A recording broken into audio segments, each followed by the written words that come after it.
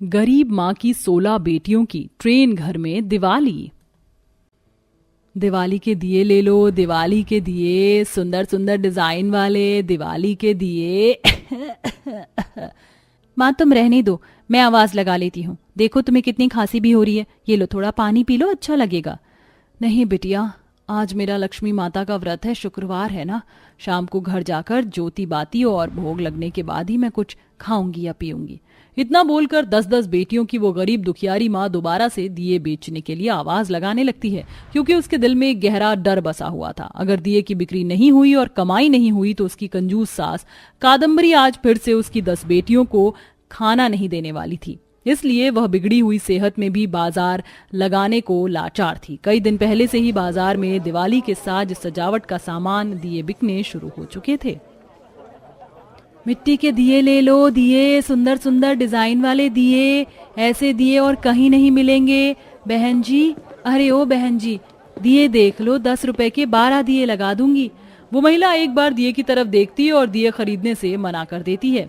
नहीं नहीं, मुझको नहीं चाहिए ये मिट्टी वाले दिए। आजकल दिवाली पर ये मिट्टी वाले दिए कौन जलाता है? आजकल तो चीनी लाइटों का जमाना है, एक बार जला दो तो घर में रौनक लग जाती है। उसके आगे ये मिट्टी के दिए तो फीके से लगते हैं, ऊपर से तेल घी खरीदने में अलग से पैसे खर्च करो। रहने दो, मुझे नहीं चाहिए ये दिए। ऐसा बोलकर औरत आगे चली जाती और दुर्गा अपनी बेटियों का मुंह देखकर उनसे अपने दिल के दुख दर्द को छुपाते हुए कहती है, पहले तो दिवाली के त्योहार पर मिट्टी के कितने दिए बिकते थे, लोग कितनी खुशी से खरीदते थे। लेकिन अब एक वक्त है जब से ये महंगी चाइनीज लाइट आई है, लोगों ने तो जैसे मिट्टी के दिए की अहमियत को ही खो दिया है। हे लक्ष्मी माता दया करो, अगर आज मैं पैसे घर नहीं ले गई तो मेरी जालिम सास मेरी बच्चियों को आज भी खाना नहीं देगी। बेचारी गरीब दुखियारी माँ अपना दुखड़ा रो रो कर माता लक्ष्मी को सुनाती है, लेकिन जैसे गुहार माता लक्ष्मी तक नहीं पहुँचती। बाजार के आखिर तक बैठे रहने के बाद भी दुर्गा का एक भी मिट्टी का दिया नहीं बिकता। अंत में थक हार कर वह 10 बेटियों के साथ सारे दिए टोकरी में भरकर बाजार से घर के लिए चल देती है, जिसके लिए उसे रोजाना रेलवे लाइन की पटरी को पार करना पड़ता था। उसके घर पहुंचते ही पैसों की लालची उसकी सास कादम्बरी पैसे मांगती है। आज कितने रुपए कमाए मेरी करमजली बहू, चल जल्दी से पैसे निकाल। तभी 5वीं बेटी पूजा डरते डरते बोलती है, दादी दादी, आज हमारे एक भी दिए नहीं बके, बोनी भी नहीं हुई, लेकिन हम कल पक्का दिए बेचकर आपको पैसे ला कर देंगी। अभी खाना दे दो, बहुत जोर की भूख लगी है। ये सुनते ही निर्दयी दिल की कादम्बरी खिसियाए मिजाज से पूजा का कान खींचने लगती है। सारा दिन तुम छोरियों को खाली भूख ही लगती रहती है, कामना काज की दुश्मन अनाज की। आज भी तुम सबको खाना नहीं मिलेगा जब तक दिए नहीं बिकेंगे, रोटी भी नसीब नहीं होगी तुमको। माँ तो माँ, 10 बेटियां भी एक नंबर की मनहूस है। मेरे तो भाग फूट गए, जाने किस नक्षत्र में मैंने इस मनहूस कुलक्षणी को अपने घर की बहू बना लिया। मेरे बेटे को खा गई और तो और साल पर साल खाली बेटियां ही पैदा करती रही। इसकी कोख में तो जैसे लड़का था ही नहीं। दादी, हमारी माँ को मत कोसो, जब से पिताजी गए हैं आप हमें नहीं खिलाती, बल्कि हम खुद मेहनत करती हैं तब खाती हैं और आपको भी खिलाती हैं। ललिता के मुंह से सच्चाई सुनकर कादम्बरी को हजम नहीं होता और वो उस बेचारी के बाल पकड़कर जोर से दीवार में लड़ा देती है। बेचारी बच्ची तड़प उठती है। माँ, मुझे बचाओ माँ। आफत की पुड़िया, बहुत जुबान निकलने लगी है तेरी। 2 पैसे क्या कमाने लग गई हो? माँ बेटी मुझसे जुबान लड़ाओगी, मुझे आंखें दिखाएगी, दोनों आंखें निकालकर चील कौए को खिला दूंगी, समझ गई ना? माँ जी छोड़ दीजिए मेरी ललिता को, मैं आपके आगे हाथ जोड़ती हूँ, पैर पड़ती हूँ। हे लक्ष्मी माँ, मेरी बच्ची को बचाओ, वरना मेरी सास उसे मार डालेगी। उनका पत्थर दिल हम आप ही पिघला सकती हो माँ। कादम्बरी का रवैया शुरू से ही अपनी बहू दुर्गा के प्रति नफरत भरा रहा था, जिसकी वजह थी कादम्बरी ने जब शादी कराई थी तो दुर्गा के पिता उसके मांगने के अनुसार दहेज की मांग पूरी नहीं कर पाए थे। इसीलिए कादम्बरी को अपनी बहू खटकने लगी। या फिर यह कहना भी गलत नहीं होगा कि कादम्बरी को दुर्गा फूटी आंख भी पसंद नहीं थी। लेकिन जब तक मोहन जिंदा रहा वह उसके लिए बोलता था और जीते जी उसने अपनी 10 बेटियों को प्यार दुलार भी दिया। अपने पति के प्यार को पाकर दुर्गा अपनी सास की कड़वी बातों को भी सह लेती थी। लेकिन मोहन के मरने के बाद दुर्गा और उसकी बेटियों की जिंदगी ससुराल में किसी नरक जितनी बदतर हो गई। लेकिन उस बेचारी के पास और कोई दूसरा ठिकाना नहीं था, जाती भी कहां, इसलिए जुल्म सहकर भी वह रहने को मजबूर थी। मगर धीरे धीरे कादम्बरी का अत्याचार बढ़ता ही जा रहा था। एक दिन दुर्गा की दोनों जुड़वा बेटियां दूध पीने के लिए रोई जा रही थीं।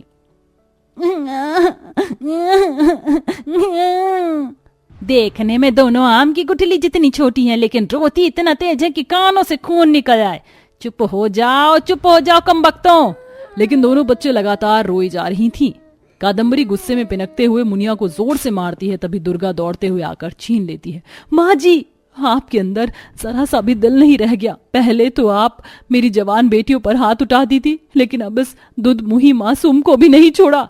ज्यादा लाड़ दिखाया ना तो उठाकर पटक दूंगी तेरी इस लाडली को, समझ गई?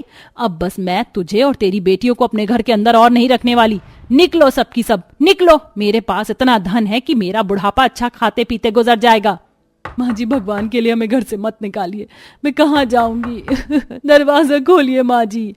अपनी माँ को दरवाजा पीटते देखकर सबसे बड़ी बेटी 17 साल की स्नेहा डबडबाई आंखों से बोलती है, बस करो माँ, बस करो। तुम्हारे बार बार 1000 बार दरवाजा खटखटाने से दादी नहीं खोलेंगी। माँ चलो यहां से। इस तरह कादम्बरी दिवाली के त्योहार के बीच अपने घर की लक्ष्मी को निकाल देती है। हर तरफ दिवाली की खुशहाली छाई हुई थी। बाजार में कोई पटाखे तो कोई मिठाई बेच रहा था। पूरी सड़क रंग बिरंगी लड़ी लाइटों से किसी दुल्हन की तरह सजी हुई थी। लेकिन दुर्गा अपनी बेटियों को लेकर दर दर भटक रही थी। वह दिल के अंदर बहुत दुखी थी और लगातार माँ लक्ष्मी को याद कर रही थी। हे माँ लक्ष्मी, कहाँ लेकर जाऊं मैं अपनी बेटियों को? तभी सबको ट्रेन का हॉर्न सुनाई देता है। दुर्गा पटरी के बीचों बीच 6 लड़कियों को बैठा हुआ देखती है, जो कि एक दूसरे से रस्सी से बंधी हुई थी और मदद के लिए आवाज लगा रही थी। ट्रेन तेजी से उनकी तरफ बढ़ रही थी। बचाओ, कोई मुझे और मेरी बहनों को बचाओ। हे भगवान, इन बेटियों को किसने रेलवे पटरी के बीच बांध दिया है? स्नेहा, पूजा, रेखा, अपनी बहनों का ख्याल रखना, मैं आती हूँ। दुर्गा उन्हें वक्त रहते बचा लेती है। लड़कियां उससे लिपट जाती हैं जैसे कि वो उन सब की माँ हो। दुर्गा दुलारते हुए कहती है, रो नहीं बेटी, अब तुम सही सलामत हो। क्या नाम है तुम्हारा?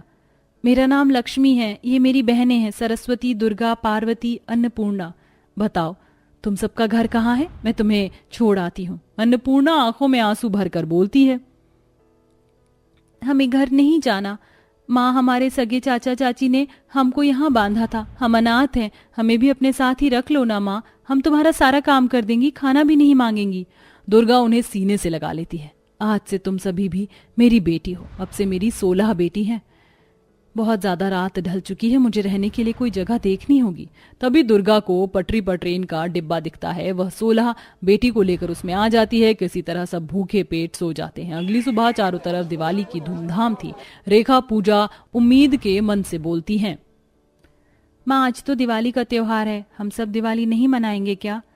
नहीं पूजा, शायद लक्ष्मी माता की इच्छा नहीं कि हम इस साल दिवाली मनाएं। हमारे पास कुछ भी नहीं है सिवाय सर छुपाने के इस ट्रेन बोगी के। इस पर लक्ष्मी, अन्नपूर्णा और पार्वती सब एक दूसरे को देखते हुए मुस्कुराए जा रही थी। उनके चेहरे पर गजब की चमक थी, जैसे देवी हों। तब लक्ष्मी ने कहा, माँ तुम क्यों चिंता करती हो? हम लोग दिवाली का त्योहार जरूर मनाएंगे, वो भी धूमधाम के साथ।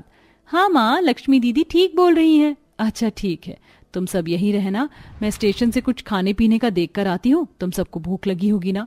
काम की तलाश में दुर्गा रेलवे स्टेशन पर आ जाती है। तभी पार्वती बोलती है, रेखा, पूजा, ललिता, स्नेहा, अंबिका, खुशबू, अंजू, जाओ तुम सब फूल चुन कर लाओ, तब तक हम दिवाली की सफाई कर लेते हैं।